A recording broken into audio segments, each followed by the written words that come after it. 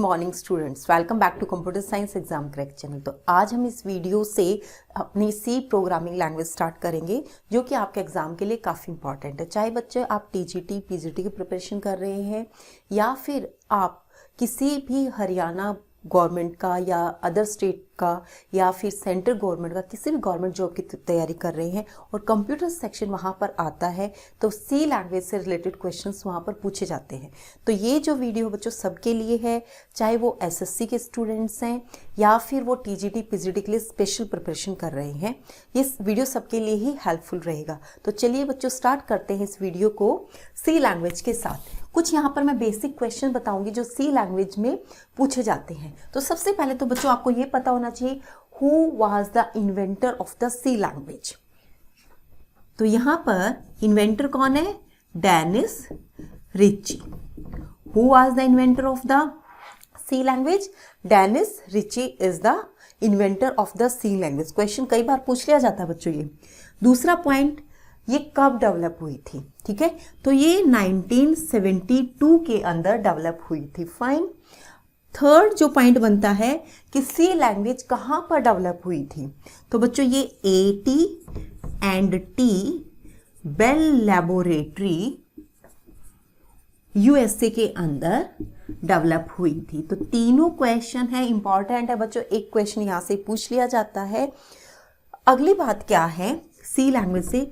सी language जो है बच्चों ये किस टाइप की लैंग्वेज है? देखो मैं ऑलरेडी आपके साथ डिस्कस कर चुकी हूँ कि हमारे पास जो लैंग्वेज की कैटेगरी है, एक तो हमारे पास होती है मशीन लैंग्वेज, ठीक है, उसके बाद है असेंबली लैंग्वेज, फाइन, उसके बाद है बच्चों हाई लेवल लैंग्वेज।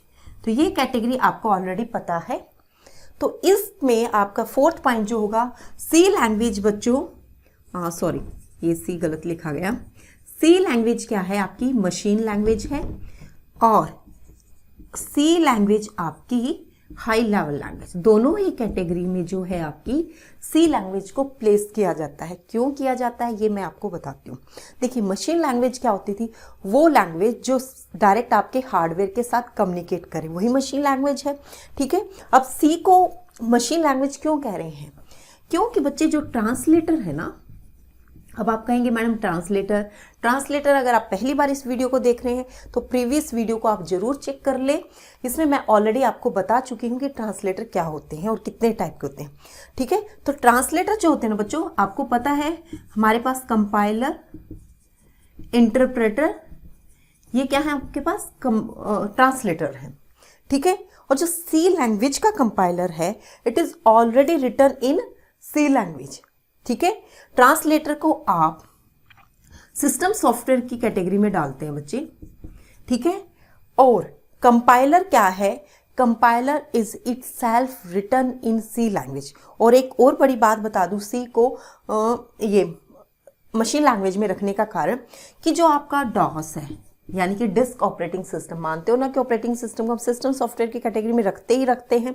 ठीक है, डॉस है, यूनिक्स है, ये ऑपरेटिंग सिस्टम भी बच्चों सी लैंग्वेज में लिखे हुए हैं। ठीक है, और आपको पता है कि ऑपरेटिंग सिस्टम डायरेक्ट किससे इंटरेक्ट करता है? हार्डवेयर के साथ इंटरेक्ट करता है। That's why we call C is a machine language. Fine, एक बात पूरी हुई हमारी। अगला हमारे पास C language high level language है। अब हाई लेवल लैंग्वेज कैसे है? हाई लेवल लैंग्वेज में हम क्या करते हैं? एप्लीकेशन सॉफ्टवेयर बनाते हैं। ठीक है, तो हाई लेवल लैंग्वेज में आपको सी की लैंग्वेज को रखा जाता है जिसके अंदर हम यूज़र पर्पस के लिए डिफरेंट टाइप के एप्लीकेशन सॉफ्टवेयर बनाते हैं। ठीक है, तो यहाँ पर बच्चों आपको समझ आ गया होगा कि मशीन लैंग्वेज के मशीन लेवल भी है ये आपका और हाई लेवल, दोनों ही कैटेगरी में जो सी लैंग्वेज है उसको रखा जाता है। आई होप इतना क्लियर हो गया होगा। अगला पॉइंट जो और इम्पॉर्टेंट है वो है जो आपकी सी लैंग्वेज है वो उसको आप प्रोसीजरल लैंग्वेज कहते हैं या उसको आप स्ट्रक्चरल लैंग्वेज कहते हैं। ठीक है, तो सी लैंग्वेज जो है आपकी प्रोसीजरल और स्ट्रक्चरल लैंग्वेज है। ठीक है, देखो लैंग्वेज को आगे देखो, एक तो मैंने यहाँ पे लैंग्वेज की कैटेगरी बताई थी आपको, मशीन लैंग्वेज, असेंबली लैंग्वेज और आपकी हाई लेवल लैंग्वेज। ठीक है, एक और कैटेगरी क्या है हमारी लैंग्वेजेस की कि हमने क्या किया, जो हाई लेवल लैंग्वेजेस है ना उनको फर्दर डिवाइड कर दिया डिफरेंट टाइप की लैंग्वेजेस में। एक होती है हमारी स्ट्रक्चरल लैंग्वेज या प्रोसीजरल बोल सकते हो आप इसको। उसके बाद आती है बच्चों ऑब्जेक्ट ओरिएंटेड लैंग्वेज, ठीक है, ऑब्जेक्ट ओरिएंटेड लैंग्वेज आप लिख लेना इसको। उसके बाद आती है बच्चों web based language, web based language, ठीक है। तो जो आपकी सी लैंग्वेज है वो आपकी स्ट्रक्चरल लैंग्वेज है, प्रोसीजर लैंग्वेज है, ठीक है। और जो आपकी C++ है ना बच्चों, वो आपकी ऑब्जेक्ट ओरिएंटेड लैंग्वेज, जावा है आपकी ऑब्जेक्ट ओरिएंटेड लैंग्वेज। और वेब बेस्ड के अंदर आ जाती है आपकी HTML है, DHTML है, ठीक है, PHP है। ये सब क्या है आपकी वेब बेस्ड लैंग्वेज के अंदर आते हैं, जिनसे हम वेब पेजेस डेवलप करते हैं, वेबसाइट्स बनाते हैं, ठीक है। तो C आपकी किस कैटेगरी में रखा है? स्ट्रक्चरल लैंग्वेज की कैटेगरी में हम इसको रखते हैं, ठीक है। तो बच्चों एक क्वेश्चन में यहाँ से गारंटी देती हूँ कि एटलीस्ट कम से कम एक क्वेश्चन जरूर पूछा जाता है, चाहे आप किसी भी एग्जाम में अपीयर हो रहे हैं, ठीक है। अब हम बताएंगे, आगे डिस्कस करेंगे कि जो C लैंग्वेज है उसको स्ट्रक्चरल लैंग्वेज क्यों कहते हैं। तो यहाँ पर बच्चों जो C लैंग्वेज है उसको स्ट्रक्चर क्यों कहते हैं? क्योंकि C लैंग्वेज के अंदर एक प्री डिफाइंड स्ट्रक्चर है जिसको हम यूज करते हैं। और प्री डिफाइंड स्ट्रक्चर क्या है कि every programme start with a main function, ठीक है। एक प्रोसीजर से शुरू होता है, ये फंक्शन है, ठीक है। इसको हम प्रोसीजर भी बोलते हैं, इसलिए हम इसको प्रोसीजर लैंग्वेज बोलते हैं, ठीक है। अब structure of the C program, structure of a C program, ठीक है, मेन है। यहां पर आप क्या करते हैं? वेरिएबल डिक्लेरेशन करते हैं, वेरिएबल डिक्लेरेशन होती है, फंक्शन डेफिनेशन लिखते हो आप यहां पे। डिक्लेरेशन एंड डेफिनेशन दोनों ही कर सकते हैं आप यहां पे, डिक्लेरेशन एंड डेफिनेशन दोनों ही आप कर सकते हैं, ठीक है। और लास्ट में आप इसको इसी करली ब्रैकेट से क्लोज कर देते हो। तो ये एक प्रॉपर स्ट्रक्चर है जिसको आपको हर C प्रोग्राम के लिए फॉलो करना पड़ता है। दैट्स व्हाई वी से C is a structural language और प्रोसीजरल लैंग्वेज, ठीक है। मेन अपने आप में एक फंक्शन है, ठीक है। आई होप कि इतना क्लियर हो गया होगा। अब हम जो बच्चे बात करेंगे ना वो हम डेटा टाइप्स की करेंगे कि what are the different data types available in C language. काफी इंपॉर्टेंट क्वेश्चन है, यहां से भी क्वेश्चन जरूर पूछा जाता है। अब हम बात करेंगे डेटा टाइप्स की। ब्रॉडली जो C के अंदर है डेटा टाइप को दो कैटेगरीज में डिवाइड किया जाता है। एक है आपकी प्राइमरी, हाईलाइट करते चलते हैं, दूसरी है आपकी सेकेंडरी डेटा टाइप। अब प्राइमरी डेटा टाइप क्या होती है? बेसिक डेटा टाइप होती है जो C के अंदर होती है। और जो बच्चों सेकेंडरी डेटा टाइप होती है वो डेटा टाइप होती है जो प्राइमरी डेटा टाइप की हेल्प से बनती है, ठीक है। अब प्राइमरी और सेकेंडरी में डिफरेंस क्लियर है। प्राइमरी आपकी बेसिक डेटा टाइप होती है और जो सेकेंडरी होती है वो आपकी बेसिक डेटा टाइप यानी कि प्राइमरी डेटा टाइप की हेल्प से बनाई जाती है। क्लियर हुआ? डेफिनेशन अगर एग्जाम में पूछी जाती है तो। अब जो है ना प्राइमरी डेटा टाइप को तीन कैटेगरी में डिवाइड किया गया है, इंटीजर, कैरेक्टर और फ्लोट। कौन कौन सी कैटेगरी है? इंटीजर, कैरेक्टर और फ्लोट।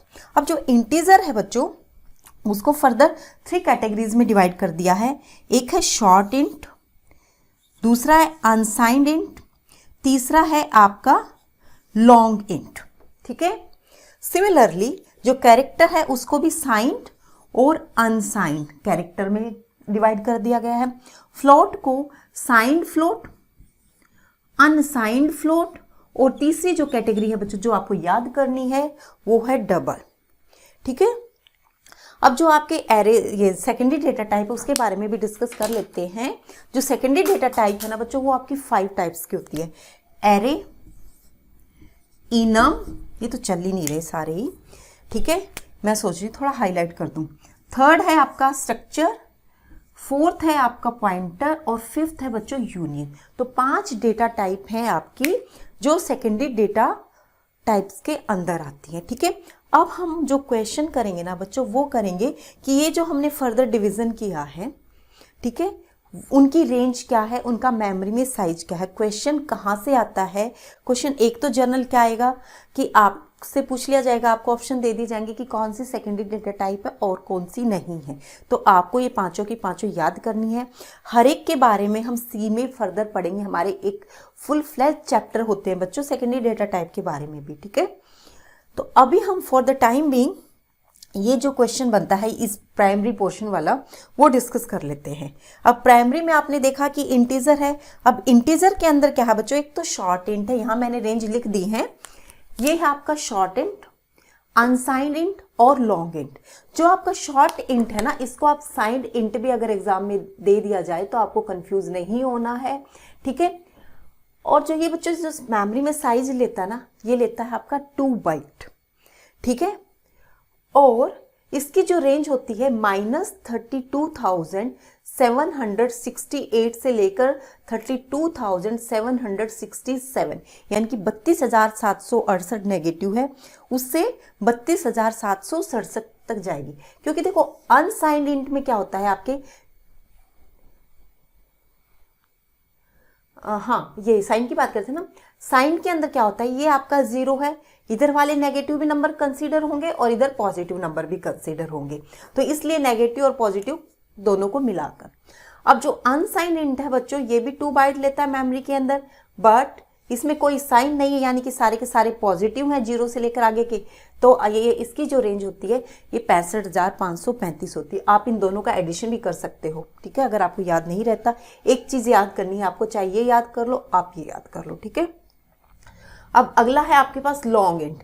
लॉन्ग इंट से रिलेटेड क्वेश्चन जरूर पूछे जाते हैं बच्चों, या तो इसका साइज पूछा जाता है या ये पूछा जाता है कि किस कैटेगरी में आता है। देखो यहाँ तो मैंने ना इंट लिख दिया, अगर आपको ये कुछ भी ना लिखा हो ना तो भी ये लॉन्ग इंट ही है, ये आपको मान के चलना है। अब लॉन्ग का जो मेमोरी साइज होता है इट टेक्स 4 बाइट, और जो ये स्पेस रेंज है ना बच्चों, इसकी रेंज है इसकी, ये आप देख लेना भाई, 2147438648, ठीक है। थोड़ा स्टार्टिंग की 1-2 डिजिट याद कर लो जिससे कि आपको क्लैरिटी हो जाए, बट क्वेश्चन जो बनेगा यहाँ से बनेगा, ठीक है। अब हम आगे बात करते हैं कैरेक्टर की। कैरेक्टर के अंदर वही है साइंड और अनसाइंड। अब साइंड का मैंने बता दिया, इसमें नेगेटिव और पॉजिटिव दोनों नंबर आएंगे, -128 से लेकर +127 तक आएगा, ठीक है।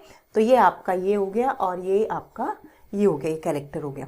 अनसाइंड की बात करें तो दोनों को ऐड करके देख लो, ठीक है। तो कितना आता है आपका, यही आता है, 0 से लेकर 255 तक अनसाइंड की रेंज होती है। रेंज पूछ ली जाती है बच्चों एग्जाम में, रेंज पूछ ली जाती है, और कंफ्यूज करने के लिए साइंड और अनसाइंड भी दे दिया जाता है, तो ये आपको याद करना है। अगली बात करते हैं फ्लोट की। फ्लोट के अंदर क्या है बच्चों, एक है आपका साइंड फ्लोट। अब साइंड फ्लोट के अंदर जो रेंज आती है, इसमें साइंड फ्लोट है और आपका अनसाइंड है, ठीक है। तो इसमें जो रेंज आती है ना बच्चों, आप सिंपली याद करो, जो फ्लोट का जो मेमोरी साइज होता है वो 4 बाइट होता है। रेंज आप थोड़ी सी इसकी याद कर लेना, -3.4E माइनस फिर 38 से लेकर 3.4E प्लस 37, तो ये आपका साइंड की रेंज आ गई है, ठीक है। अब जो डबल होता है ना बच्चों, डबल जो क्वेश्चन पूछा जाता है, डबल जो मेमोरी के अंदर स्पेस लेता है वो कितने बाइट लेता है, एक तो क्वेश्चन ये बनता है। तो डबल जो लेता है ना बच्चों, ये 8 बाइट लेता है। मैं आपको फिर बता दूं, थोड़ा सा यहाँ रब करके बता देती हूँ अगर आपको नजर नहीं आ रहा। तो ये जो क्वेश्चन बनेंगे, एक तो आपसे डबल का साइज पूछा जाएगा, रेंज भले ही ना पूछे जाए क्योंकि टोटली जो है क्रैमिंग बेस है, ठीक है, बट आपसे साइज जरूर पूछा जा सकता है। रेंज अगर आपको याद हो सकती है तो कर लेना इस रेंज को। और जो फ्लोट है ये आपका 4 बाइट लेता है बच्चों, ठीक है।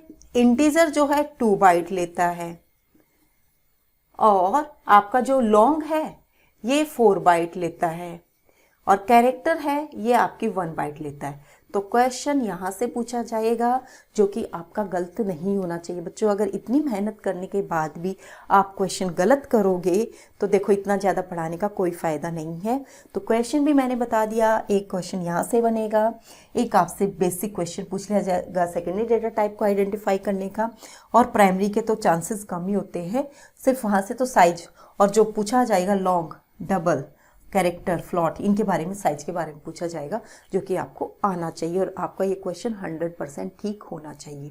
तो ये है बच्चों आपका डेटा टाइप से रिलेटेड। कुछ और ऐसी टर्म्स हैं जो हम सी लैंग्वेज के अंदर यूज़ करते हैं, वो भी मैं यहीं पे डिस्कस कर देती हूँ, क्योंकि बहुत सारे वीडियोस अगर हो जाते तो बच्चों की रिक्वेस्ट आ रही कि मैडम थोड़ा सा लंबा बड़ा वीडियो बना। बच्चों बड़ा वीडियो बनाने में प्रॉब्लम नहीं है, प्रॉब्लम ये है कि आप जितना कंसंट्रेट कर पाते हैं ना, मैं वही मटेरियल आपको प्रोवाइड कराने की कोशिश करती हूँ कि एक बच्चा कंसंट्रेट कर पाएगा इतने ही मटेरियल पे। क्योंकि अगर ये क्लास में पढ़ाया जाता है, ये इंडिविजुअल अगर मैं डेटा टाइप भी क्लास में पढ़ाती हूँ तो मैं वहाँ पर 1 आवर लग जाता है, ठीक है। 50 मिनट से लेकर 60 मिनट आपके आराम से लग जाते हैं वहाँ पर, ठीक है, क्योंकि वहाँ पर आप डायरेक्ट बच्चों से इंटरेक्शन करते हैं, वहाँ पे और भी बहुत सारी चीज़ें हो जाती है, इंटरेक्शन का है वो जो है वहाँ पे बहुत ज़्यादा टाइम लग जाता है, ठीक है। तो ये जो लेक्चर भले ही आपको 15 मिनट्स का या 20 मिनट्स का है, लेकिन ये 1 आवर का मटेरियल जो है यहाँ पे कंप्लीट करता है, क्योंकि यहाँ पे किसी से इंटरेक्शन नहीं है, टीचर को सीधा खड़े होकर नॉन स्टॉप बोलते ही रहना है, तो इसीलिए मटेरियल काफ़ी हो जाता है। और इससे ज़्यादा अगर मैं करूँगी तो ये लगा लो कि आधी सी जो है 1 घंटे में कवर हो जाएगी बच्चों, अगर मैं अपनी स्पीड से चली तो, ठीक है। तो इतना आप कंसंट्रेट नहीं कर पाओगे, जितना मुझे सफिशिएंट लगेगा मैं उतना ऐड ऑन करती जाऊँगी, ठीक है। अब हम बात करते हैं कुछ बेसिक टर्म्स की जो सी लैंग्वेज के अंदर यूज़ होती हैं। अब हम बात करेंगे टोकन्स की।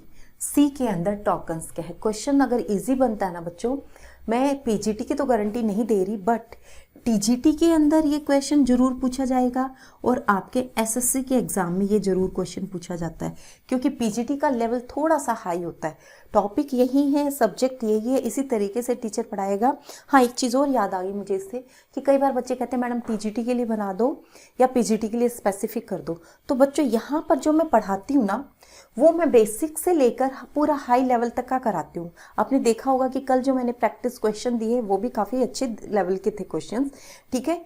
तो मैं यहाँ पर कोई ऐसा स्पेसिफिक नहीं है टीजीटी, पीजीटी और एसएससी के लिए। एसएससी का थोड़ा सा लेवल कम हो जाएगा, जैसे टोकन्स, बेसिक डेफिनेशंस पूछ ली जाएंगी।